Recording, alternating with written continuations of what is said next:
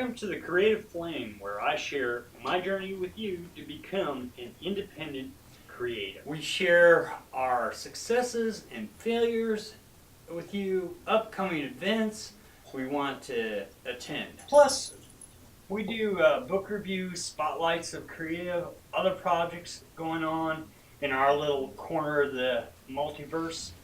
Speaking of creative projects, last episode of the Creative Flame was missing a skit and a tip from the road. True. The skit had two problems. The first being the order from Amazon was delayed, so we were unable to shoot the second half of the skit. And at the last moment, I pulled the first half as I realized I had not gotten minor actor release forms. Up to this point, I've only been shooting with family members, but now we have added several new members to our crew. However, they're minors, and I thought it best to get written permission to use them in our skits. Of course, teenagers have their own schedule and priorities, so still trying to get the skit shot is something I am struggling to manage better, but hopefully we have the shot by the end of the month. That's all and good, but what happened to Tips from the Road? He's just been out of shape because it was his starring role. As if.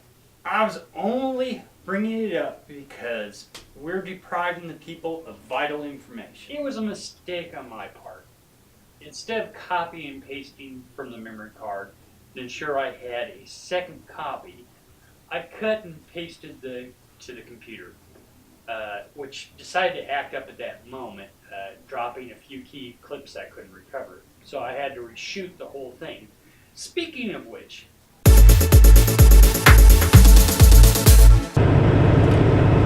oh, hey, just a minute. Sorry about that.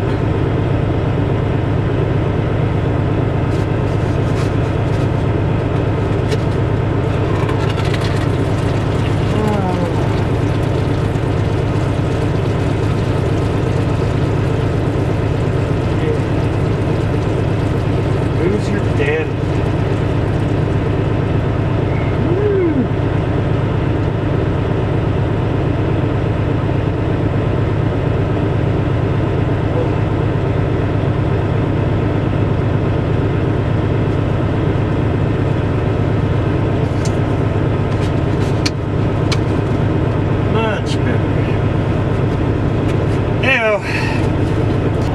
Sorry about that, folks, but sometimes there's just not a good place to pee, and all you got is a cup.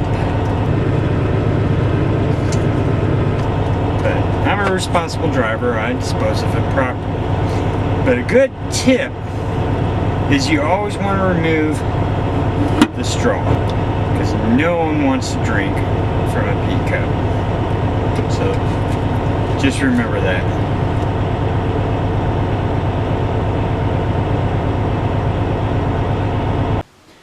You happy now? I'm mildly pleased. Talking about being pleased, we're adding a new segment to the show. I'm really excited about this. We want to give a warm welcome to Aaron Walton, our indie music scene guy.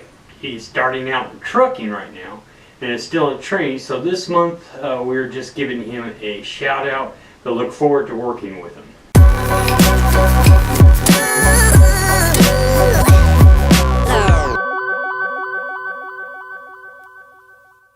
Yes, sir. He will be doing monthly spot, so we are so excited to be collaborating with Aaron. Thinking of which, if you're a creative and have something you want to share, we'd love to hear from you. I love showcasing other creatives. Yes, not everyone has a YouTube channel or has something that does not fit into their format. By working together, it helps bring our brands together. Speaking of which, it is time for us to show some love to our spotlighted creative of the month.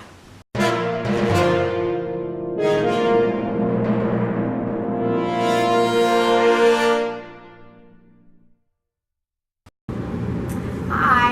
is Brooke Myers. I am an author from Southern Indiana. I grew up in a coal mining community, and so therefore I was very inclined to have more of a sort of emotional perspective when it comes to the environment. And so as a reader, I found myself having all these emotions evoked, and I couldn't find the kinds of things that I wanted to read. So that's kind of why I decided to become a writer, is to write the things that I wanted to read. And so I embarked on my first journey, which was my novel, The Devil's Retreat. I started that when I was a sophomore in high school, and here I am 3 years later, and here in November of 2017 I decided to get published. I published my first book with Southern Owl Publications in November, and I have another novel coming out, Blood in the Hills, which is currently pending a March release, but I should be doing a cover reveal soon, so I'm really excited about that. I am a blogger. I'm a vlogger, so I do all kinds of different things. I'm on Facebook, I'm on Twitter. Basically, I just talk about my writing. I'll do some different beauty tutorials.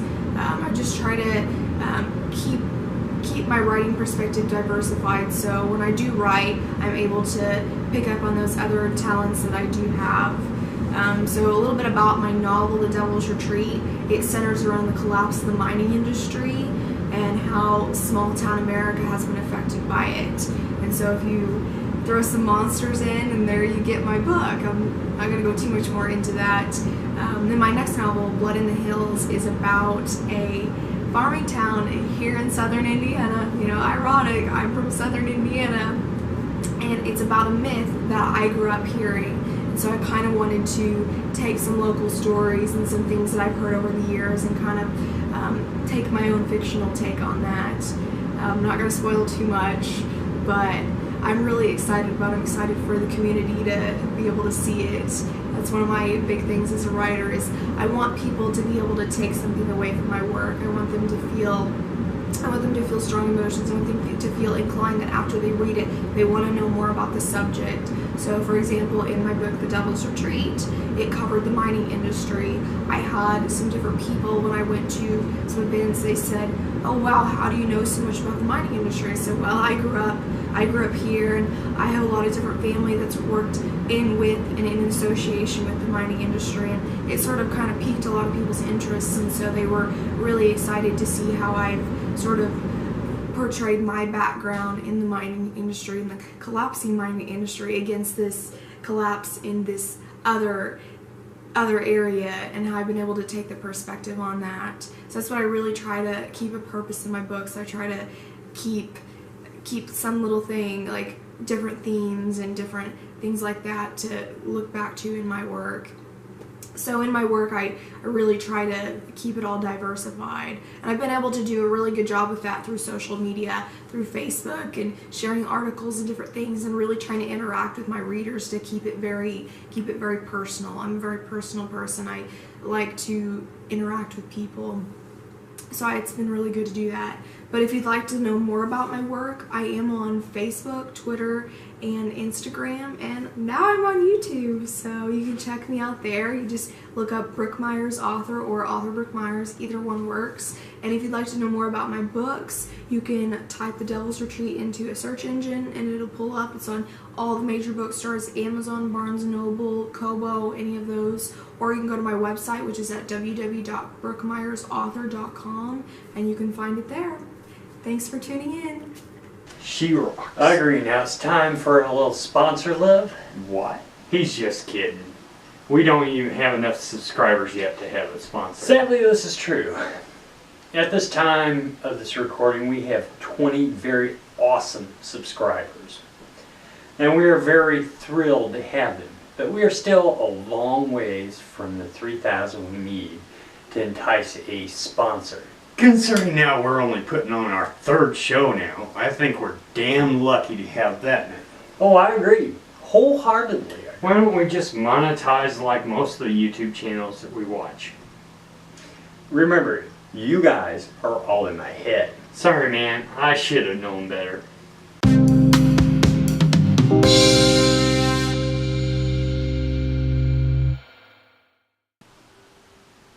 So I had no expectations for this book. And I ordered it, I've got it in, I took it out of the truck with me. I thought I'd read it over the week. It was just that damn good that I read it all in one night. Good thing I suffer from insomnia from time to time, because it was a worthwhile read. It is in first person, which is really my style of read, but Daniel did an awesome job with it. I don't really want to give any spoilers for it, but it's a well-written book, especially considered it's in first person, because I really normally don't read first person. I expected it to be dark. It was dark, it was twisted, had some adult themes, so it's not for the very young readers, but it is definitely interesting. I really, I opened the book. I didn't read the jacket. I just opened the book and started reading, and the first paragraph made me bust out laughing. I was like, yeah, this is going to be a good read. Since I'm not used to first person, it was a little, considering I knew nothing about the book, it was a little, it threw me at first, but that's just because I don't normally read this type of book. But like I said, I read it all in one night. So as I read along, you could see the two sides. I don't want to give too much to it, but you could see the two sides to the character. I was very immersed in the world. They uses very historic terms, so you don't get thrown out of the story at all. Though I did have to pause once or twice to think about the word, just because I'm not used to that style of book. But that is no fault of the writers. That's mine, because I don't read this genre too much like this. But I definitely will add him to my regular read list. So you should get this. This is a great book. That's right. Daniel Dark is giving away a signed copy of his book. All you have to do is leave a comment down below that you're entering. Just say, hey, I want the book. And we'll announce the winner episode 4. Yes, he does. And well, that's it for our show. Let us know what you'd like to see in the next episode of The Creative Flame.